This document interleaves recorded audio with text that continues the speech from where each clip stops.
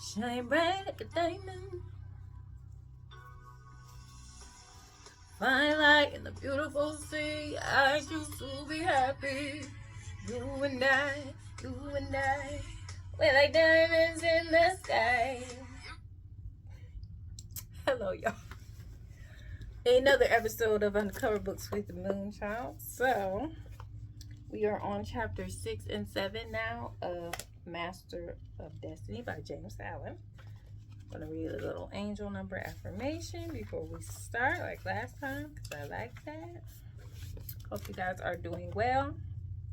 If you are new, if you can hit the like button and subscribe, that would be great. All right, so we did the number 1 last time, so now we're on 2, obviously. So the theme of 2 is trust. You build your life with gratitude. It's not just the big things you can hope for. It's also the little things which keep everything together. You are never alone, and your angels are reminding you that so many small things together create a miraculous and cumulative outcome. Create a list of what you are grateful for today. Beautiful. Right, so let's get into the chapter. I'm grateful for books. All right, let's get into chapter 6. The name of this chapter is called Mind Building and Life Building.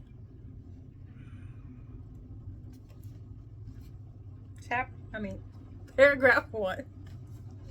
Everything, both in nature and the works of man, is produced by a process of building. The rock is built up of atoms, yes.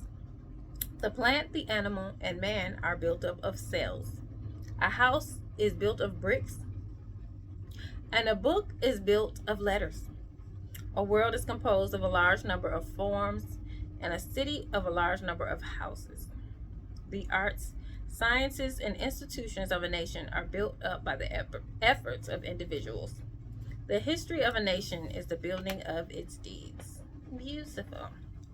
We're just talking about the building blocks of a thing, an object, or person. We are all built up of miniature things that make us into this whole thing. Okay. Building. Yes.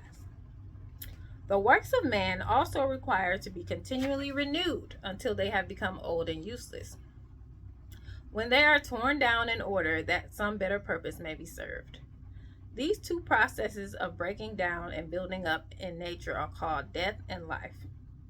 In the artificial works of man, they are called destruction and restoration.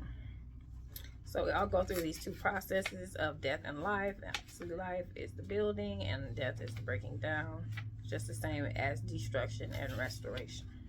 Okay. Every man is a mind builder, whether he recognizes it or not. Every man must perforce think, and every thought is another brick laid down in the edifice of mind. Such bricklaying is done loosely and carelessly by a vast number of people, the result being unstable and tottering characters that are ready to go down under the first little gust of trouble or temptation. Ooh. So this reminds me,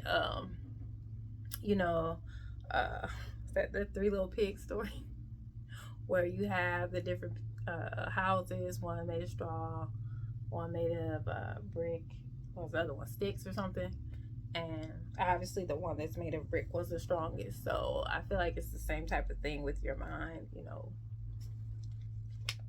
How are you building your mind every day? Are you building with thoughts that are brick-like, that are strong, that are positive, that are going to build you up, or are you just building it with straw? And then, like he said, when the wind blows, like the wolf, it's all blown down, okay? You're all like anxious, and then you're depressed, and you're mad over any little thing. Next paragraph. Debilitating thoughts about one's health, enervating thoughts concerning unlawful pleasures, weakening thoughts of failure, and sickly thoughts of self-pity and self-praise are useless bricks with which no substantial mind temple can be raised. And this hits home okay for me. I don't think I really overthink about my health. I mean, I do like to be healthy. You guys know I do a whole weight loss thing, but I don't worry that much about like getting sick or anything like that. But I have gone through the self-pitying and the victim mindset, and it really doesn't help anything, or even worried about failure to the point of stagnation and not wanting to put myself out there. And all it does is just hold you back, from mastering your destiny. What this book is about. So you really have to master your mind first before you can get anywhere that you want to be. What are you trying to build? And if you want to build something strong, you have to start with strong thoughts. Pure thoughts, wisely chosen and well placed, are so many durable bricks which will never crumble away, and from which a finished and beautiful building, and one which affords comfort and shelter for its possessor, can be rapidly erected. Yeah, just speaking to already, what I just said, just building those thoughts of positivity and, affirming yourself. And over time, you will start to feel better and to believe in yourself more. And, you have that comfort and security and less anxiety. The whole visible universe is framed on a few mathematical principles. All the wonderful works of man in the material world have been brought about by the rigid observance of a few underlying principles. And all that there is to the making of a successful, happy, and beautiful life is the knowledge and application of a few simple root principles.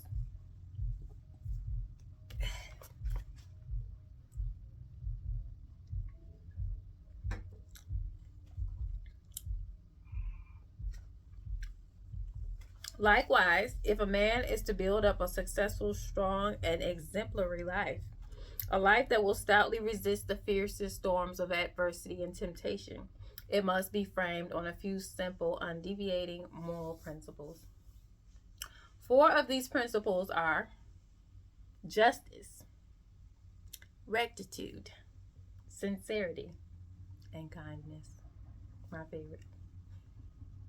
These 4 ethical truths are to the making of a life, with the 4 lines of a square are to the building of a house. Oh, that was good. I felt that. That's the foundation of your house, y'all, for your life. Don't forget that. Justice, rectitude, sincerity, and kindness. If a man ignores them and thinks to obtain success and happiness and peace by injustice, trickery, and selfishness, he is in the position of a builder who imagines he can build a strong and durable habitation while ignoring the relative arrangement of mathematical lines, and he will, in the end, obtain only disappointment and failure. That don't work, okay? Don't build your house on foolishness, okay? Trying to be tricky and all selfish. You think that you're, doing stuff your way, and but in the end, it's just not gonna work, okay? You're not getting away with anything, basically. So just do it right the first time.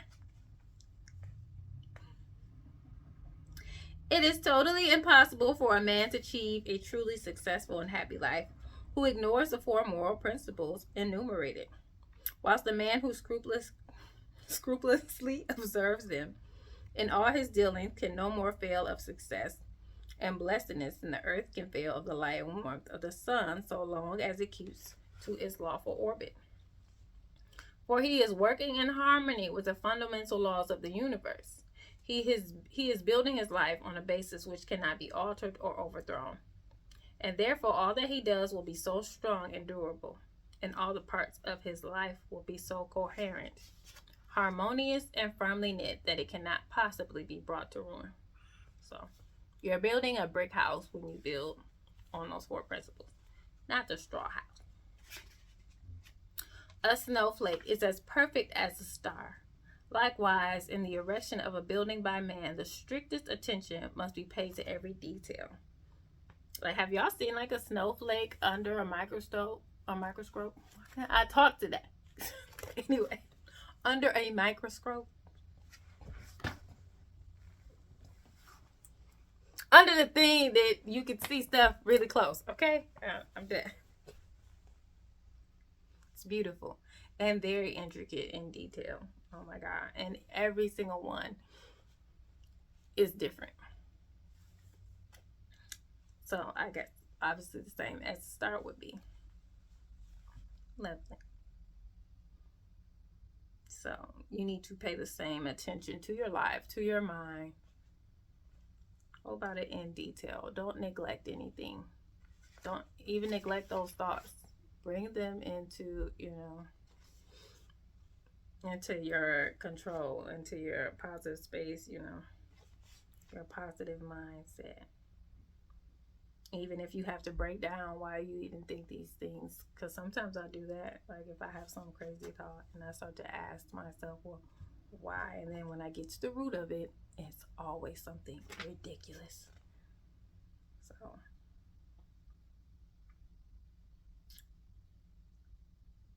it is a common error to suppose that little things can be passed by and that the greater things are more important and should receive all attention. But a cursory glance at the universe, as well as a little serious reflection on life, will teach the lesson that nothing great can exist which is not made up of small details, and in the composition of which every detail is perfect, like those beautiful snowflakes. He who adopts the four ethical principles as the law and base of his life, who raises the edifice of character upon them, who in his thoughts and words and actions does not wander from them, whose every duty and every passing transaction is performed in strict accordance with their exactions. Such a man, laying down the hidden foundation of integrity of heart securely and strongly, cannot fail to raise up a structure which shall bring him honor, and he is building a temple in which he can repose in peace and blessedness, even the strong and beautiful temple of his life. Beautiful. So yes, let's try and build our life on principles and morality. We can get the better results without neglecting details in the building of your life.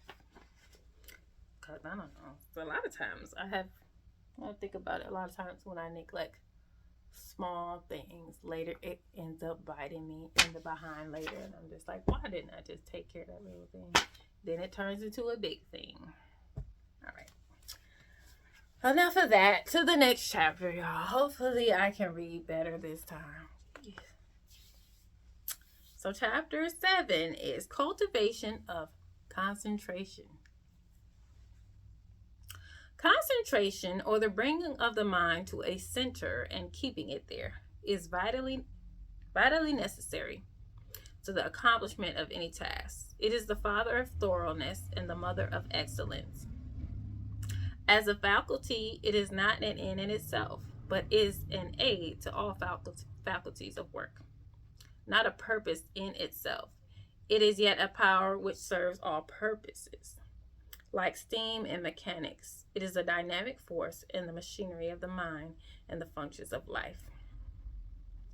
So this is the tool to get to what you're trying to do. You need concentration to do. Get your job done, okay?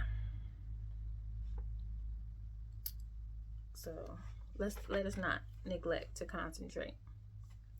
Many books purporting to give instructions on concentration make its practice and acquisition an end in itself. Than this, there is no sure nor swifter way to its destruction. The fixing of the eyes upon the tip of the nose, upon a doorknob, a picture, a mystical symbol, or the portrait of a saint, or the centering of the mind upon the navel, the pineal gland, or some imaginary point in space. I have seen all these methods seriously advised in works on this subject. It's in quotations. With the objects of acquiring concentration, it is like trying to nourish the body by merely moving the jaw, as in the act of eating, without taking food. Such methods prevent the end at which they aim. That's silly. So obviously he does not agree with that way of doing things. Concentration is an aid to the doing of something. It is not the doing of something in itself. A ladder has no value in and of itself, but only insofar as it enables us to reach something which we cannot otherwise reach. In like manner, concentration is that which enables the mind to accomplish with ease that which it would otherwise be impossible to accomplish. But of itself is a dead thing and not a living accomplishment. So it's just a means to an end. Okay? And the task of the hour is all the means for the cultivation of concentration, whether the task be the acquiring of divine knowledge or the sweeping of the floor. Without resorting to methods which have no practical bearing on life. For what is concentration but the bringing of a well-controlled mind to the doing of that which has to be done? All right. You need concentration to do something like you said, super deep, like a divine knowledge in your studying, or even just something as simple as sweeping the floor, because it can get half swept easily. When you sweep, you think you got everything and some other stuff over there. Probably because you was thinking about something else and you weren't paying attention. Oh, that's for me. So what is the next paragraph? The great enemy of concentration, and therefore of all skill and power, is a wavering, wandering, undisciplined value in and of itself, but only insofar as it enables us to reach something which we could not otherwise reach. In like manner, concentration is that which enables the mind to accomplish with ease that which it would be otherwise impossible to accomplish. But of itself, it is a dead thing and not a living accomplishment. A scattered and undisciplined army would be useless. To make it effective in action and swift in victory, it must be solidly concentrated and masterfully directed. Scattered and diffused thoughts are weak and worthless. Thoughts marshaled, commanded, and directed upon a given point are invincible. Confusion, doubt, and difficulty give way before their masterly approach. Concentrated thought enters largely into all successes and informs all victories. He's definitely right, yes. You have an army, you definitely want it to be concentrated and directed in a certain way. So he's saying you need to get your thoughts in the same way when you are going after something. You need to concentrate, which kind of reminds me of like when you are practicing music, how much you need to practice and to concentrate on what you're playing or singing.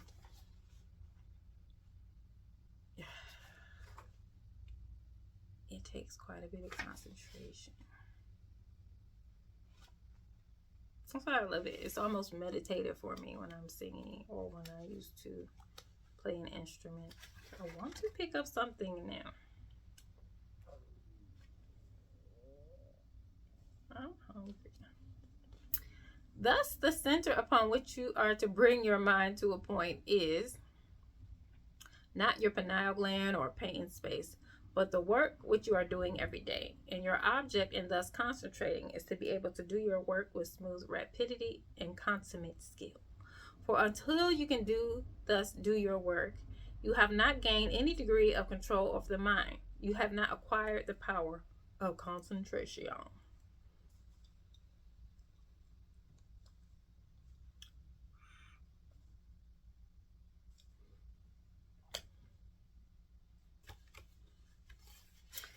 He will thus, as his concentrative capacity increases, enlarge his usefulness in the scheme of things, and increase his value to the world, thus inviting nobler opportunities and opening the door to higher duties. He will also experience the joy of a wider and fuller life.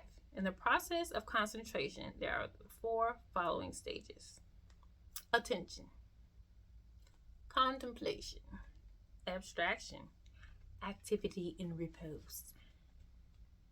Wonderful. All right. So the top is apparently motionless, but it is the rest, not of inertia, but of intense and perfectly balanced activity. You know, when y'all play with those, y'all probably don't anymore. Not today. Everyone has phones. But back when I was young, we had spinning tops that kids play with, and you spin it, and once you get it in that perfect spin, like what he's talking about, it just looks like it's resting or whatever. I thought it was cool. But yeah, tell me, I'm sure y'all know what that is. Older people. So the mind that has acquired perfect concentration is when engaged in that intense activity of thought, which results in productive work of the highest kind in a state of quiet, poise, and calm repose. Externally, there is no apparent activity, no disturbance. In the face of a man who has acquired this power will assume a more or less radiant calmness, and the face will be more sublimely calm when the mind is most intensely engaged in active thought. Last paragraph. Decision, energy, alertness, as well as deliberation, judgment, and gravity accompany the habit of concentration. And that vigorous mental training, which its cultivation involves, leads through ever increasing usefulness and success in worldly occupations towards that higher form of concentration called meditation, in which the mind becomes divinely illumined and acquires the heavenly knowledge. So you have concentration, and then he's saying like the next level of concentration is meditation, which is amazing. But once you start to make a habit of concentrating, you will get all of these other things aligned. Your energy, your decision making, alertness, and so on and so forth. Beautiful. All right, so remember, you guys, number 2 talks about, you know, the little things adding up and, you know, being grateful. So yeah, think about what you're grateful for today and stay blessed, you guys. Remember those 4 principles. You are the one that builds your world, no one else. This is your life. And concentrate. I will see y'all on the next video. I'm about to go eat. I'm telling my stomach, bro.